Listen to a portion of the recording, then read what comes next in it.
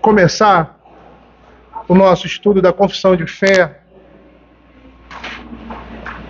a gente vai falar sobre a seção 8 do capítulo 8. O João vai, se João encontrar, ele vai colocar ali. Tem aí a confissão de fé aqui, Lucas? Isso, confissão de fé, capítulo 8, seção 8. Capítulo 8? Capítulo 3, seção 8. Não. Não, capítulo 8. Seção 8. Cristo mediador. É capítulo 8, né? Eu botei 7 aqui. Capítulo 8, seção 8. Cristo, o mediador. Confissão de fé. Não, tem aqui. Tá? Aqueles irmãos que trouxeram a confissão de fé podem abrir. Tem uns que tem na própria Bíblia. Então, o estudo da confissão de fé é extremamente importante para nós. Além de envolver todo o ensino da Escritura, ele apresenta os pontos básicos da nossa fé, né?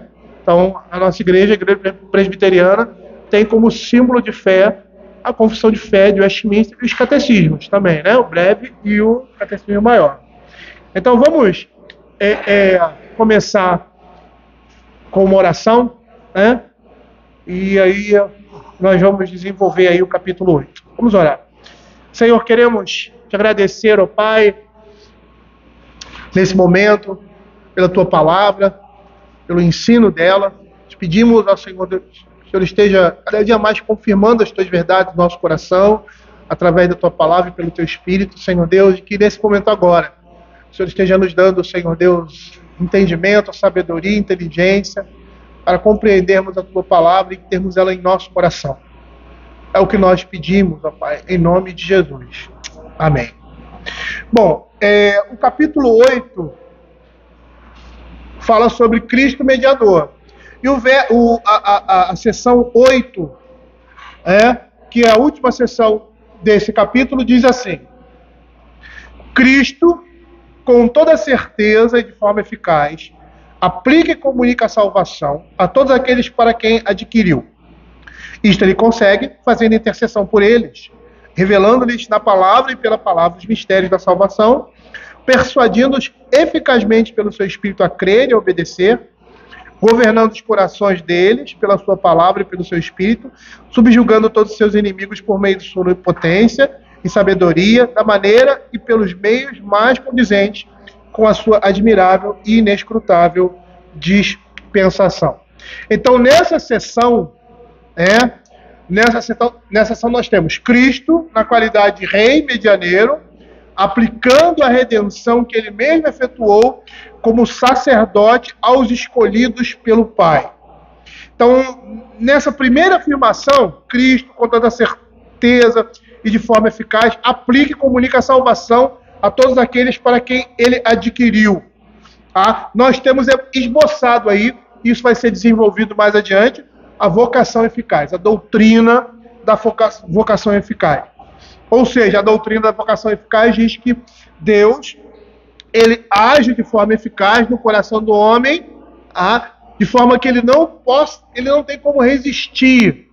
Aí a gente vai ver o que significa essa resistência, porque inicialmente há uma resistência sim da parte do homem com relação à verdade do Evangelho, mas é uma ação tão poderosa que alcança o coração do homem. Quando Deus age, não tem como isso não acontecer. Então, essa é a primeira afirmação. Cristo, com toda certeza, de forma eficaz, aplica e comunica a salvação a todos aqueles para quem a adquiriu.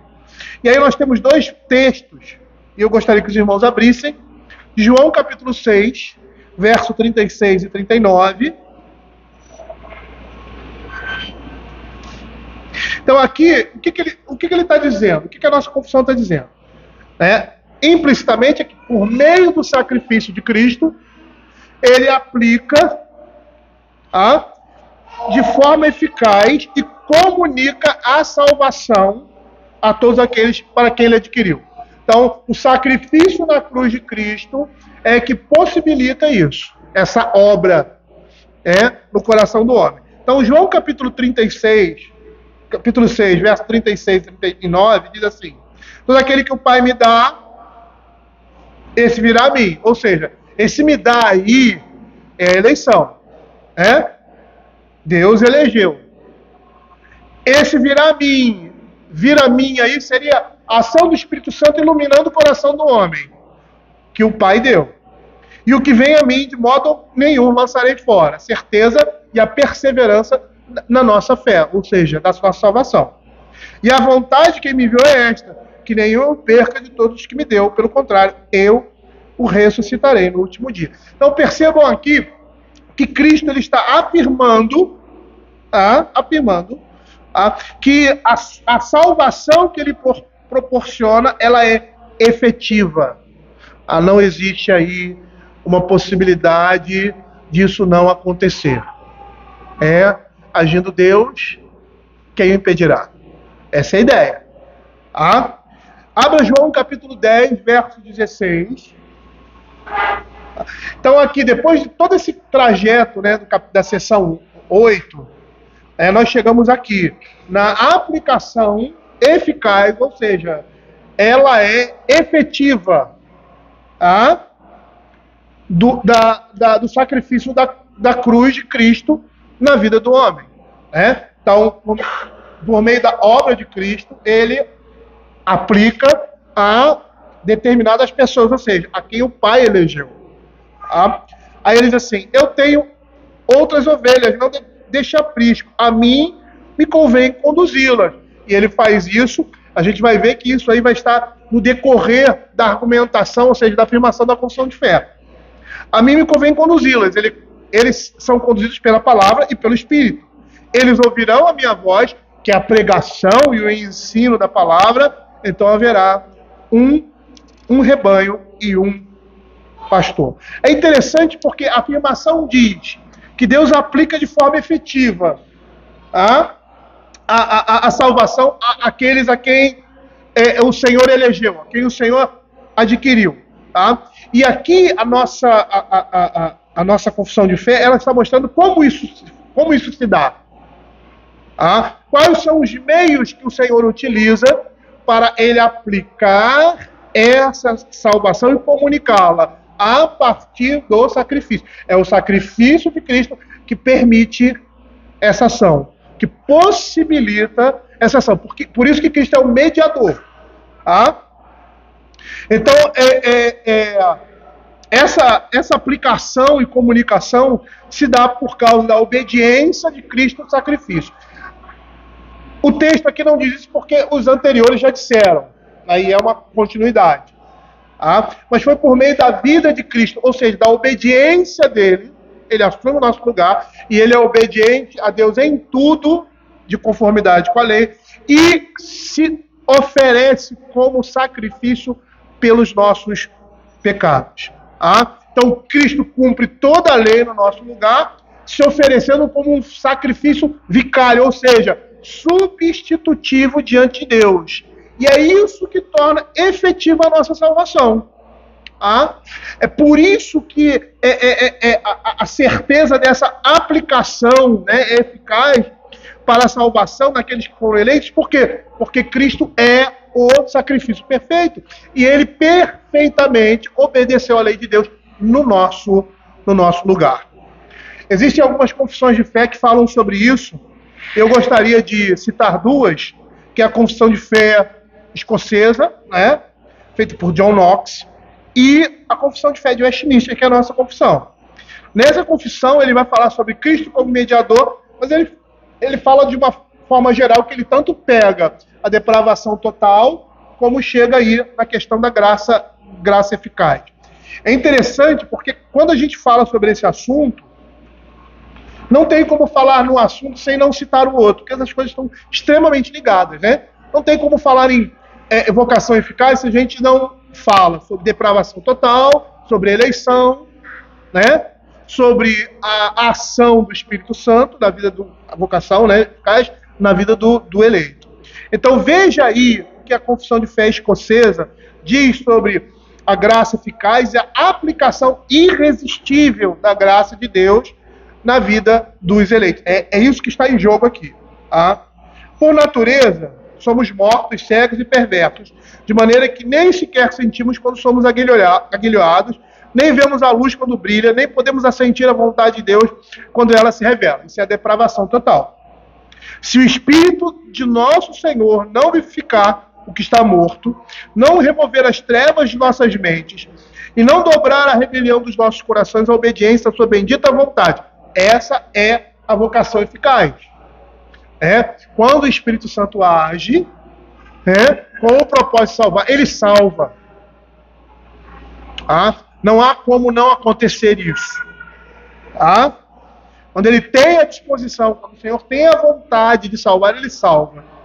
É interessante porque não há falha. É interessante, hoje à noite a gente vai falar sobre milagres.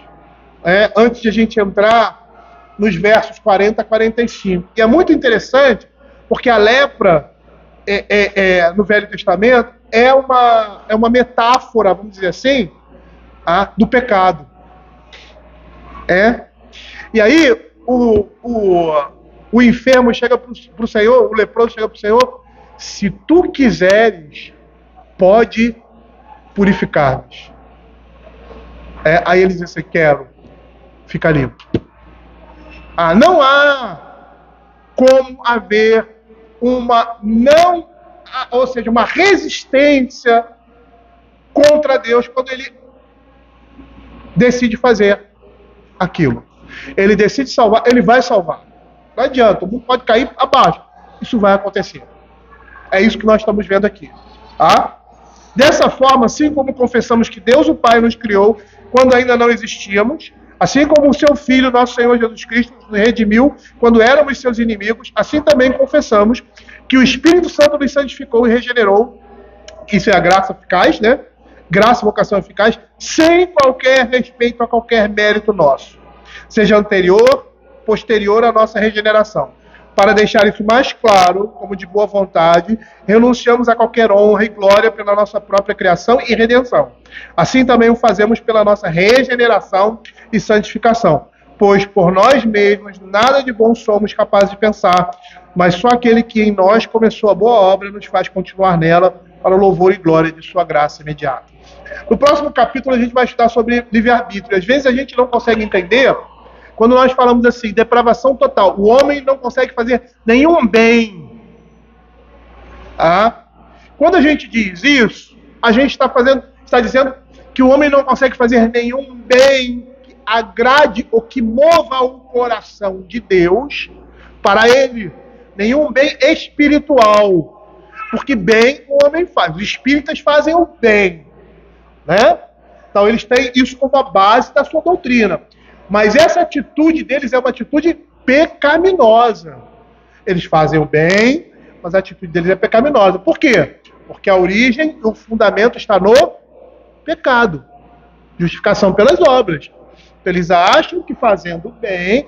Então, esse tipo de comportamento diante de Deus é reprovável. É pecado. Então, a gente vai separar o entendimento do bem espiritual ou do bem que uma pessoa possa fazer, dar o dinheiro para alguém, dar comida para alguém. É diferente. Quando nós falamos isso, nós dizemos que todas as ações do homem, até essas de fazer o bem, elas estão completamente contaminadas de pecado. Egoísmo, e outros sentimentos, orgulho, e outros sentimentos que são pecaminosos, que fazem com que as nossas obras sejam como um trapo de imundícia. Essa é a ideia.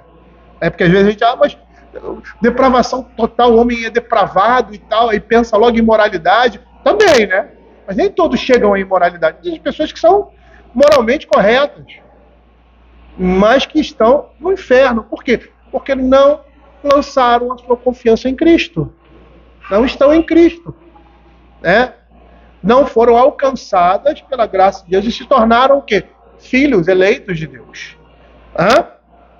A confissão de fé também, no capítulo 10, trata efetivamente sobre essa vocação eficaz, que nós vamos ver mais adiante, que é proporcionada por Cristo em sua vida e obra, seu sacrifício vicário. Então as seções 1 e 2 dizem assim: todo aquele que Deus, e a confissão de fé é até mais clara do que a confissão escocesa, né? Todos aqueles que Deus predestinou para a vida, e só estes, é ele servido no tempo por ele determinado e aceito, chamar eficazmente pela sua palavra e pelo seu espírito, tirando-os por Jesus Cristo daquele estado de pecado e morte em que estão por natureza, transpondo-os para a graça e salvação. Isto ele faz iluminando, é o que nós vamos ver aqui, iluminando os seus entendimentos espiritualmente, a fim de compreenderem as coisas de Deus para a salvação, tirando-lhes o coração de pedra e dando-lhes coração de carne, renovando as suas vontades e determinando-as pela sua onipotência para aquilo que é bom e atraindo eficazmente a Cristo, mas de maneira que eles vêm muito livremente, sendo para isso dispostos pela sua graça. Aí a seção 2. Esta vocação essa vocação eficaz é só da livre e especial graça de Deus, e não provém de qualquer coisa prevista no homem.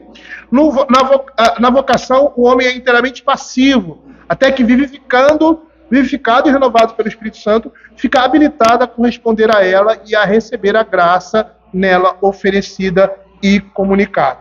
O que o capítulo 8 está nos mostrando? Ele está falando inicialmente, dando a visão da graça eficaz do Senhor e como essa graça ela é administrada, né, na vida daqueles que são alvos dessa graça. É isso que o capítulo 10 está mostrando. Ele diz, Cristo, com toda certeza, de forma, aplica e comunica a salvação. Isto ele consegue, ou seja, como ele aplica isso? Fazendo a intercessão por eles, revelando a palavra e pela palavra, persuadindo eficazmente pelo seu espírito, subjugando todos os seus inimigos. Então, ele aplica a sua graça dessa forma. Tem um comentarista da confissão, que ele chama Dick Sorn, eu não sei se é o nome direito, mas acho que deve ser isso. Ele faz o seguinte comentário sobre esse parágrafo. Ele diz assim: este parágrafo final de Cristo, o mediador, serve como uma ponte que parte da consumação da nossa redenção por Cristo na história e nos leva até a redenção da nossa vida no presente. Pois não foi sem motivo que Cristo morreu. Não. Ele sempre teve em vista todos aqueles que eram dele. Antes de adquirir a redenção, já tinha escolhido cada pessoa que iria receber o dom que ele compraria ao custo de sua vida. Então, a ideia é que, pelo sacrifício de Cristo, essas coisas se tornaram possíveis. Então, o Senhor Jesus ele só aplica a sua salvação para esses aos quais ele morreu, ou seja, aqueles a quem o Pai escolheu. E uma vez que o propósito de Cristo, desde o início, era esse, nós podemos ter a certeza que isso irá terminar. Ele, com Cristo, irá aplicar e comunicar essa redenção na nossa vida. E aí eu me lembro do apóstolo Paulo, né?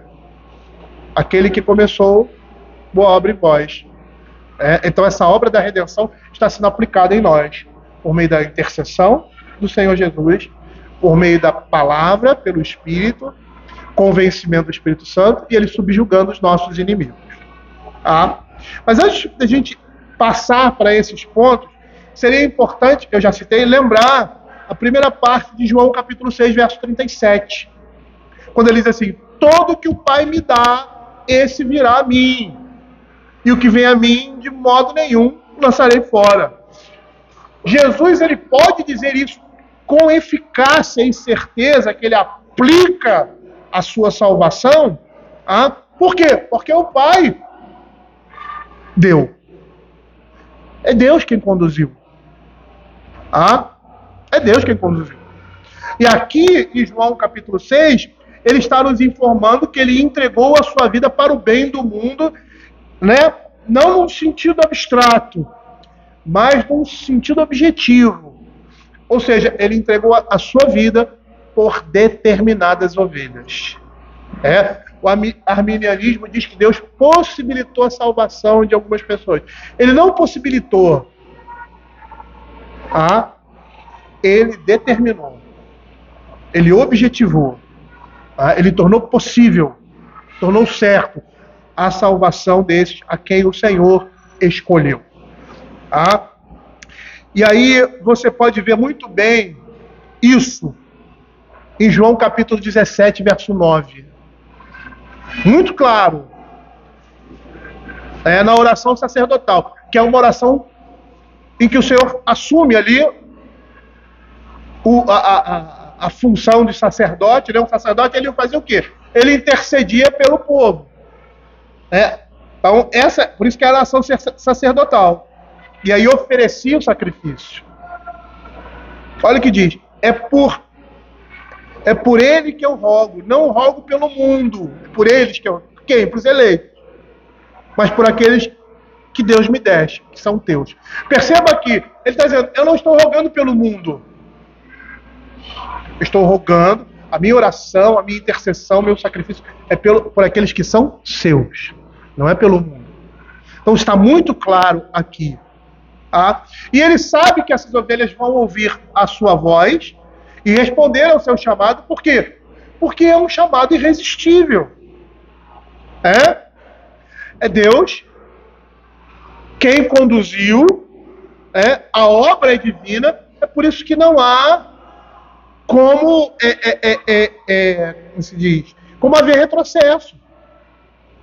É algo que foi feito pelo poder de Deus. E o que Deus fez, Deus não é homem para que minta, a Escritura muitas vezes reafirma e reforça a seriedade, a fidelidade de Deus com relação à sua palavra. Então lá em João capítulo 10, verso 27, nós vemos assim, as minhas ovelhas ouvem a minha voz. Ou seja, ouvir a voz de Cristo é o quê? A pregação da palavra, o ensino da palavra de Deus. Eu as conheço e elas me seguem.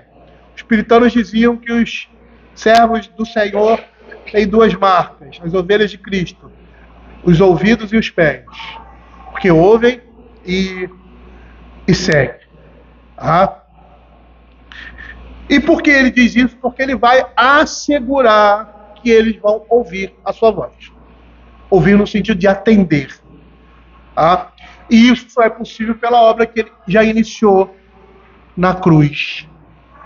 As ovelhas só ouvem porque aquela obra feita na cruz, ele é o mediador, ele aplicou para esses que são seus. E ele continua, consequentemente, Jesus prossegue nessa aplicação efetiva da redenção, fazendo, segundo a nossa confissão de fé, uso de 4 métodos. E quais são eles? Ou seja, a forma como Cristo aplica e comunica a sua salvação, seu sacrifício, é a base disso. Intercede por eles, revela-lhes a palavra e pela palavra os mistérios do Evangelho.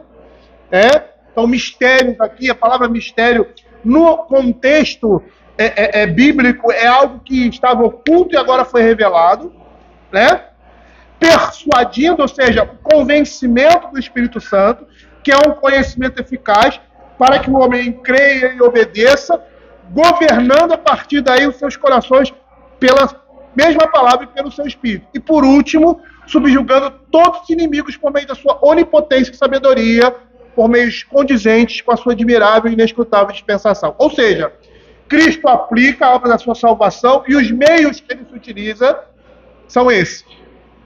E tem como fonte, ou seja, a possibilidade da aplicação desses meios, da eficácia desses meios está no sacrifício de Cristo. Alguém tem alguma pergunta? Eu estou correndo, né? Não pergunta, mas assim, a conversão eu acho perfeito, porque é uma transformação de um coração de pedra um coração de carne, onde é colocado no coração desse homem a disposição divina de adorar e viver os seus santos caminhos. É difícil às vezes a gente já entendeu os estudos aqui da vocação eficaz, que é um ato perfeito de Deus. Não tem como você mudar esse ato. Não há um retrocesso dessa pessoa.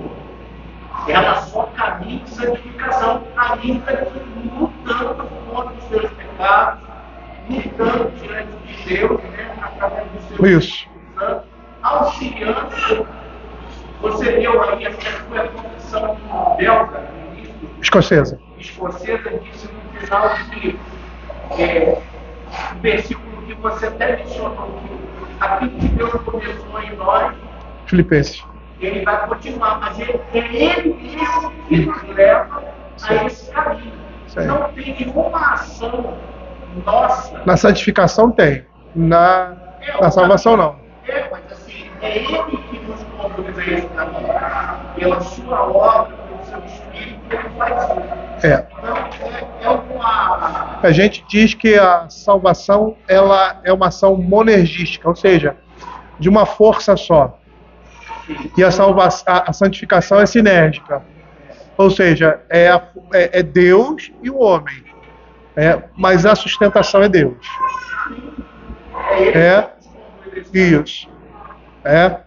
Mas nós participamos. Na santificação nós participamos. E só temos condições de participar porque Ele nos restaurou. Então nós vamos ver aí essa aplicação eficaz. E por que é eficaz? A gente já entende a eficácia porque é o poder de Deus. Mas na aplicação dos métodos, a eficácia está também na aplicação dos métodos. Então a primeira, ele diz, intercedendo, isto consegue fazendo intercessão por eles. Ou seja, a intercessão de Cristo é um instrumento usado como base, né? Aqui você tem a salvação que proporciona essa intercessão, né? Não rogo pelo mundo, mas rogo por eles, porque são teus, né? Então, Cristo morrendo por eles e tornando eficaz os elementos que são usados para aplicação e desenvolvimento dessa salvação. O primeiro é a intercessão. Abra aí 1 João, capítulo 2, verso 1. 1 João, capítulo 2, verso 1.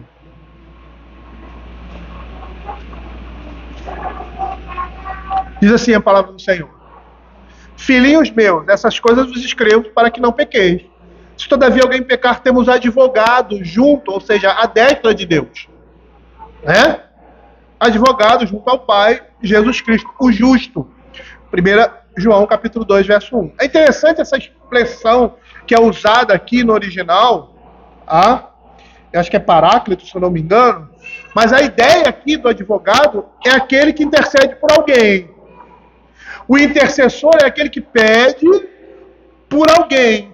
Ele é um mediador que se incumbe de encontrar soluções para desacordos entre duas ou mais partes. Essa é a definição de advogado. Então, o que nós temos aqui em 1 João? Quem fala em nosso favor é Cristo. Ele é justo em sua natureza humana, está a par de todas as nossas fraquezas, nos salvou na cruz, pagando pelos nossos pecados, e é o nosso intercessor diante de Deus. Quem é o queixoso aí? É Deus que é o queixoso. E o queixoso indica o seu filho para ser intercessor e ajudar em sua defesa. Ou seja, na defesa dos eleitos diante dele mesmo. Então, Romanos capítulo 8, verso 33 e 34 diz assim. É um juiz que vai julgar uma causa e assim, a comparação meio esdrúxula, né? E aí ele instrui o advogado que vai defender a causa daquela pessoa, como ele deve fazer para que aquela pessoa seja absolvida. É mais ou menos isso. É mais ou menos isso. Então, aquele que é o queixoso, aquele que é o juiz que vai julgar a causa, porque o homem ofendeu a Deus, ele proporciona a própria absolvição pelos meios que ele mesmo estabeleceu. Para que a sua justiça seja satisfeita. Olha que interessante. Veja aí, Romanos capítulo 8, verso 33 e 34. Quem intentará acusação contra os eleitos de Deus? Quem é o acusador? Satanás. É Deus quem os justifica. Quem os condenará? É Cristo, Jesus, quem morreu antes, quem ressuscitou, o qual está à direita de Deus e também intercede. Ele é o mediador, ele é o advogado, ele é aquele que pede por nós. E olha que interessante, geralmente quando a gente pensa em intercessão, é aquela intercessão que você chega diante, do juiz, ele vai aplicar a pena que já foi aplicada, Isso, na realidade, é uma maneira de falar, é um quadro, que já está completo. Ele vai aplicar a pena, eu até esqueci que eu ia falar. Ele vai aplicar a pena, e ao aplicar a pena, o advogado chega na frente e diz assim: não faz isso. Não faz isso. Eu vou encontrar uma solução para a sua justiça. Para que você, como juiz, execute a justiça e, ao mesmo tempo, a sua justiça recaia sobre eles, mas mesmo assim eles sejam salvos. E essa intercessão é feita, não... Às vezes a gente pensa que essa intercessão é feita por Deus clamando. Às vezes a Escritura diz isso, que o Espírito Santo intercede por nós. Mas essa intercessão é feita pela própria presença do homem Deus, Cristo Jesus, com seu corpo ressurreto diante do Pai. É como se Deus quisesse aplicar a sua ira sobre nós, aí ele olha para o lado, não posso fazer isso porque eu já fiz. Eu já fiz isso. A presença do Senhor nos céus é uma presença constante de intercessão. Ele está à direita, um lugar de honra. É um lugar de honra na presença de Deus, à direita. Ele olha para a sua direita e tem ali a pessoa de Cristo, o homem, sobre quem a ira de Deus, sobre a humanidade, a ira de Deus recai sobre essa humanidade. E ele olha e vê que essa ira já recaiu sobre os seus filhos, sobre o seu filho. Aí ele olha para quem essa justiça é aplicada e separa. Fala. Essa é uma linguagem, vamos dizer assim, que a gente entenda mais ou menos o que a Escritura fala, Fala. Da igreja, os católicos têm, porque quando nós pecamos, o Maria, por favor, não vamos Maria sobre ele, não. A presença de Cristo é a nossa presença. O Espírito não está lá, para que a igreja o fato de Cristo ser o nosso intercessor, na destra de Deus Pai, é a nossa garantia. Isso é para nós. Porque o Deus Espírito não está lá fazendo por nós, como muitos pensam. Ele pegou agora, ele está falando, essa intercessão é feita ali em João capítulo 17. Essa intercessão é feita ali em João capítulo 17. Ele intercede. Ali é a oração chamada de oração sacerdotal, porque essa era a postura do sacerdote. Justamente. A presença dele, justamente, a presença dele é essa intercessão. Tem um ditado que diz que o exemplo vale mais do que 1000 palavras. Então nós podemos entender dessa forma. Cristo ali presente diante de Deus. Lembra, se precisa, se há necessidade, constantemente a Deus de que o seu juízo sobre os seus eleitos já foi aplicado. Na pessoa de Cristo. Então, a presença permanente de Cristo como homem Deus, é a efetiva certeza da aceitação do Pai com relação à sua obra. Por isso que ele diz, eu o ressuscitarei no último dia. Então, como Deus aplica e comunica a salvação aos eleitos? Intercedendo por eles. Segundo, revelando-lhes na palavra e pela palavra os mistérios da salvação. Então vamos abrir aí alguns textos para a gente ver como é que a salvação é aplicada e comunicada. É por meio da Escritura. Mas é somente por meio da Escritura? Não. É por meio da Escritura acompanhada pela ação do Espírito Santo. Porque a Escritura pode ser trazida e ensinada e o Espírito Santo pode não acompanhar essa Escritura para a salvação. Ele sempre acompanha. A própria palavra de Deus diz que ele vai cumprir o seu propósito.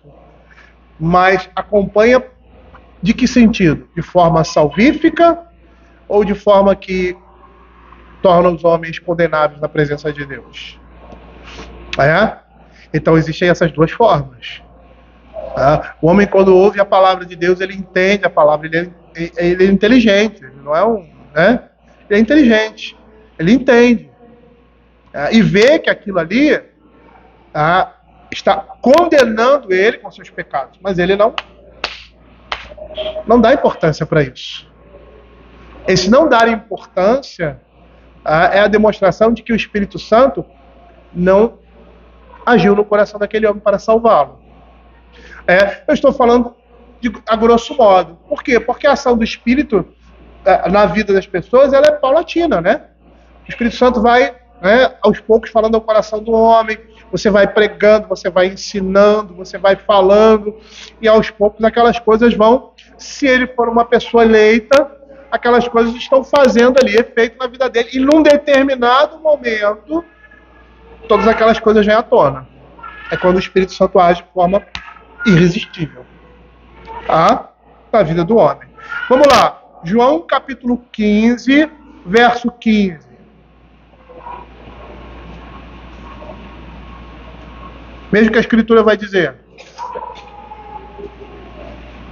Ela diz assim: já não vos chamo servos, porque o servo não sabe o que faz o seu senhor, mas tenho-vos chamado amigos, porque tudo quanto ouvi de meu Pai, vos tenho dado a conhecer. Ou seja, a forma como Deus aplica a sua salvação é por meio do conhecimento da palavra de Deus. Então essa conversa, eu estava na praia, aí vi um avião assim, Cristo salva, ele é o caminho, me converti. Não é assim que funciona. Não é assim que funciona. Se uma pessoa está na praia e vê e a palavra ali, Deus é o caminho, a verdade e a vida, e se converte, é porque o Espírito Santo já está esmiuçando o coração dele há muito tempo pela palavra. Porque ele está sendo alvo maciço do Espírito Santo no coração dele. Então qualquer coisinha que aconteça, a partir daí vai mostrar o poder irresistível do Espírito Santo. Não é ouvir, não sabe nem o que é. Ele não sabe nem o que é. Pode chamar a atenção para ele. O que é isso aí, né? Eu vou procurar saber o que é isso. Vou entrar na Google, né? Vou entrar na internet. Tem mais igreja aqui. Isso já aconteceu.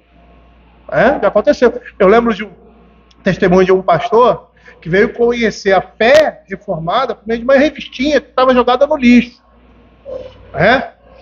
Ele supostamente era um crente, né? Um eleito, com certeza.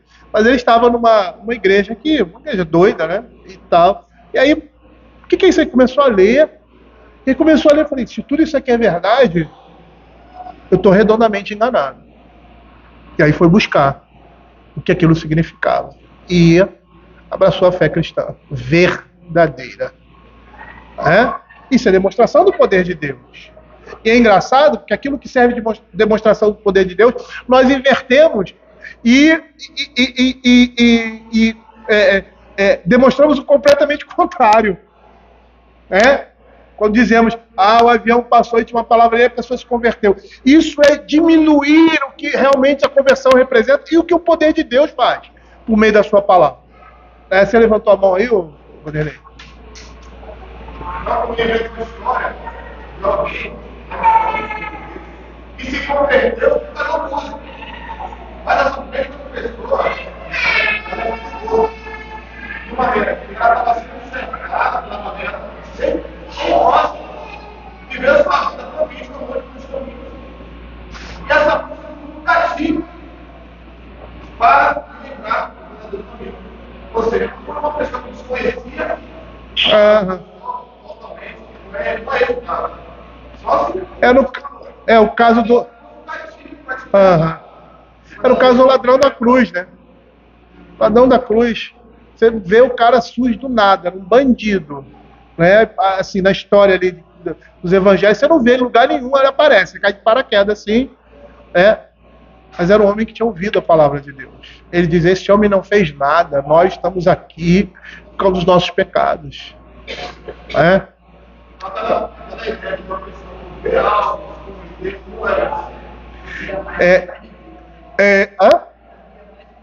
verdade. Isso mostra a ação do Espírito Santo na vida do homem por meio da palavra dele. Abra João capítulo 17, verso 6.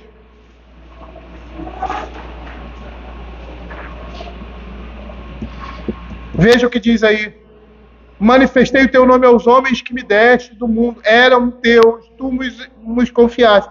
E eles têm guardado a tua palavra. Ou seja, é pela revelação da palavra de Deus que essas coisas são comunicadas a nós.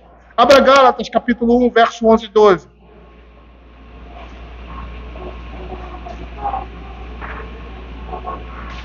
E sempre foi assim, mesmo quando a palavra está completa.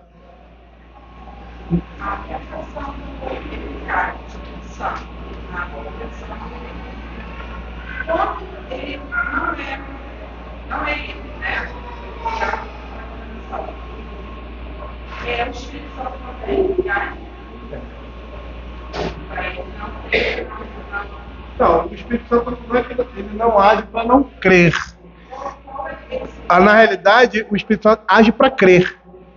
Porque naturalmente a ação do Espírito Santo, quando diz que Deus cegou o entendimento dos incrédulos, ele cegou por quê? Porque essa é a condição dele, de juízo de Deus, lá no pecado. Por causa do pecado, os homens se tornaram cegos. Por quê? Por causa do juízo de Deus. O que Deus disse para Adão? Certamente morrerás. Ele morreu. Separou de Deus. Eles caíram em completa escuridão. Então, quando o Espírito Santo ele age, ele joga a luz. Se ele deixa de jogar a luz, ele continua na sua cegueira. Mas, juntamente com essa cegueira, ele, por causa desse choque com a palavra do Espírito, sem o auxílio do Espírito Santo, ele se torna mais resistente. É por isso que ele fala do endurecimento. Justo. Foi o que aconteceu com o faraó. O Senhor endureceu o coração dele. Por que ele endureceu o coração dele? Porque ele não quis salvar. Pelo contrário, todas as ações só faziam com que faraó piorasse mais ainda. Porque Deus podia frear isso, mas ele não fez isso. Ele deixou o homem. Quando você pega Romanos capítulo 1 e você vê ali qual foi a condenação dos homens por terem rejeitado o conhecimento de Deus, foram deixados à sua própria sorte. Então, na realidade, e é isso que a Escritura fala nos últimos tempos, que o Senhor vai tirar o freio dos homens. E que freio é esse? É o Espírito Santo agindo na sociedade. Então, aí o que acontece? O homem pratica bestialidades. Como você vê lá em Romanos, capítulo 1. Então é só deixar ele pela sua própria conta. Porque os homens não estão na sua própria conta. Deus está controlando os homens, assim, até os ímpios. Aqui até que você vai, até que... Ele não faz isso com o diabo, o que vai fazer com os homens? Aí quando ele tira essa mão, né? O que vai acontecer? Ele vai se voltar para Deus? Não, ele vai piorar cada dia mais. Né? Não está tirando o governo do Deus. Não entendi.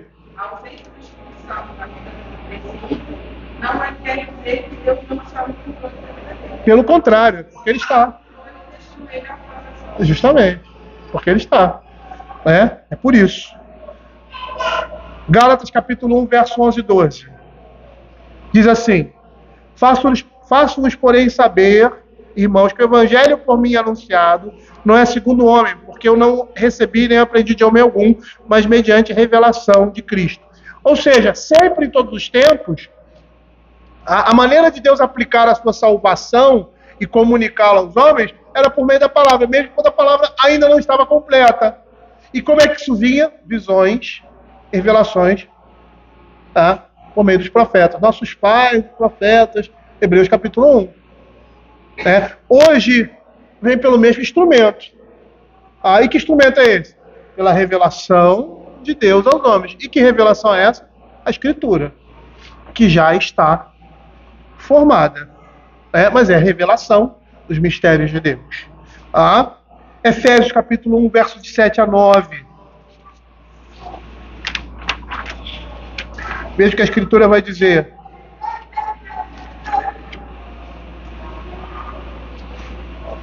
No qual temos a redenção pelo seu sangue, a remissão dos pecados, segundo a riqueza da sua graça, que Deus derramou abundantemente sobre nós em toda a sabedoria, desvendando-nos o mistério da sua vontade, segundo o beneplácito que propuseram em Cristo Jesus.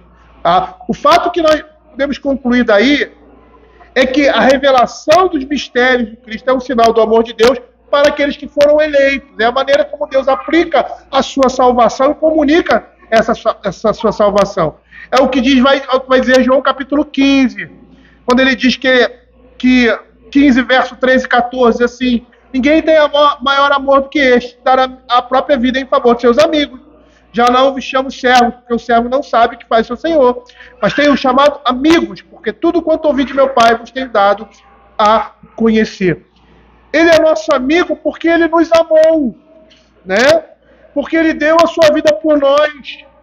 E a sua revelação, a revelação dos mistérios, da salvação, do conhecimento, o abrir os nossos olhos, é fruto do amor de Deus para conosco. É interessante que essa palavra amigo, né, do latim amico, né, ou amicus, é derivada da palavra amare, amor. Porque o amigo é aquele que ama. E Deus mostra o seu amor para conosco, suprindo as nossas necessidades para a salvação e comunicando a sua graça por meio do conhecimento da sua palavra, que é fruto do amor de Deus para conosco. É somente por meio da exposição da palavra de Deus que o homem pode ter uma mente renovada e transformada pelo Espírito de Deus. Por isso que isso é contínuo. Na conversão, apesar de haver uma transformação completa, há um início. É como um novo nascimento. A criança nasce e ela começa a se desenvolver, ela cresce. Então ela é alimentada com leitinho, com a papinha, né? Por isso que Paulo fala lá os Coríntios, leite vos é beber, vocês já deviam estar na idade adulta, mas não estão, porque mostram que ainda estão em pecado, mostram ainda que estão vacilantes na vida cristã, estão engateando.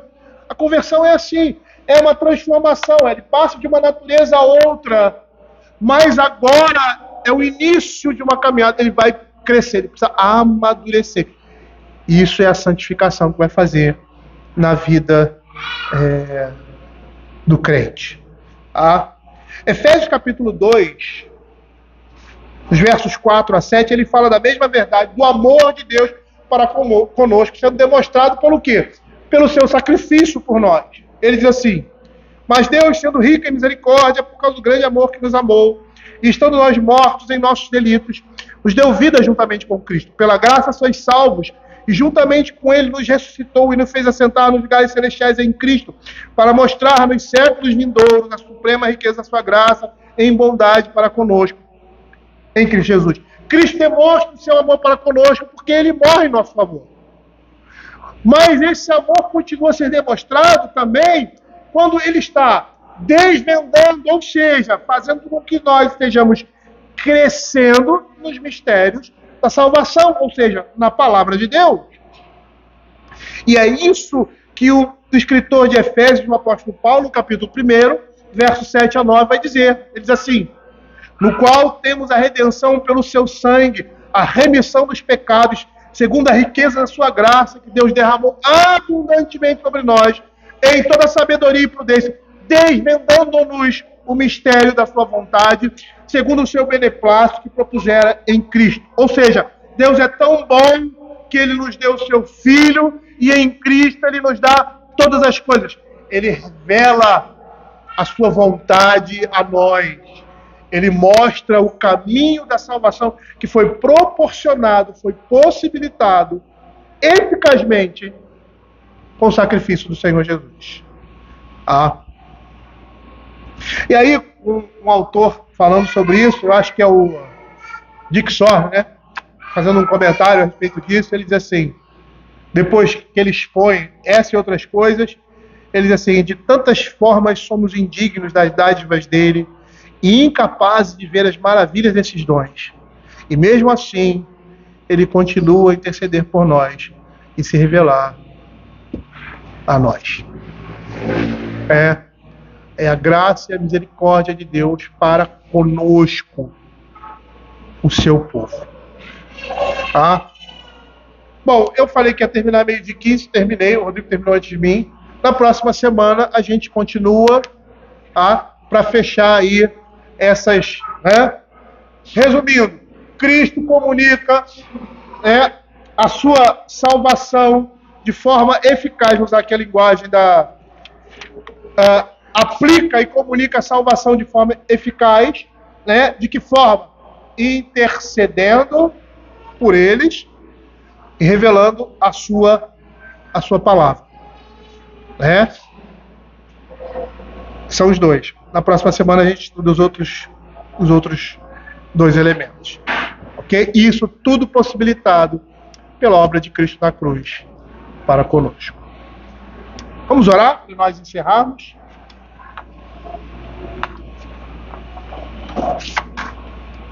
Senhor, queremos te agradecer pelas verdades da tua palavra e te pedir que ela esteja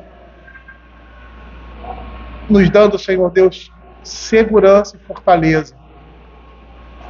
Porque nem todos nós, ó Pai, somos meninos, ó Pai, ou seja, pessoas adultas na fé. Alguns estão iniciando, Senhor, na vida cristã, com muitas incertezas. Outros já estão numa idade mais avançada, numa adolescência, e outros na idade madura. Mas todos nós, ó Pai, temos falhas e precisamos dos mesmos incentivos. Alguns serem lembrados deles, porque nos esquecemos. Outros serem ensinados e conhecerem aquilo que desconhecem. Que o Senhor tenha misericórdia do seu povo, Pai, e esteja nos conduzindo, todos nós, homens, crianças, mulheres, infantes, como era ali no deserto, para o reino eterno de nosso Deus e nosso Senhor Jesus Cristo. Amém.